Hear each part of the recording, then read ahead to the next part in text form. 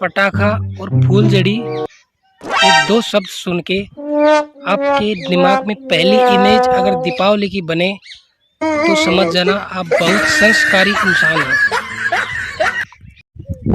दोस्तों, घर में जब खुद की शादी की चर्चा होती है तो लगता है इलेक्शन का टिकट मिल गया हो, और जब घर वाले लड़की देखने जाते हैं तो लगता है कि अब तो चुनाव का प्रचार बहुत जोरों से चल रहा हो, और जब रिश्ता पक्का हो जाता है तब ऐसे लगता है कि एमएलए बन गए अब तो।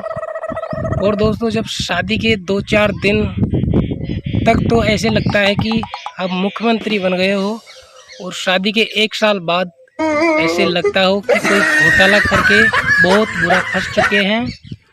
दोस्तों, हमारे भारतीय नारी बहुत संस्कार वाली होती है। वो सभी के सामने अपने पति को ओए गधे, सुन गधे, अबे गधे नहीं बोलती, वो शॉर्ट में बोलती हैं ए जी, ओ जी, सुनो जी। तो दोस्तों, हमारे भारतीय नारियों में टैलेंट भरा पड़ा है।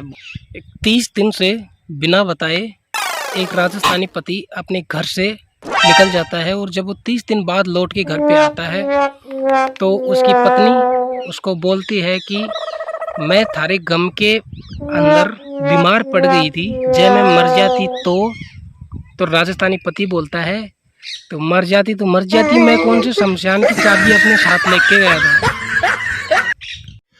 दोस्तों, मैं एक लड़की से प्यार किया करता था, तो वो लड़की मुझे एक दिन आके बोलती है कि चाहोगे तुम मुझे कब तक। मैंने कहा वाह वाह वाह वाह। उसने फिर कहा चाहोगे तुम मुझे कब तक।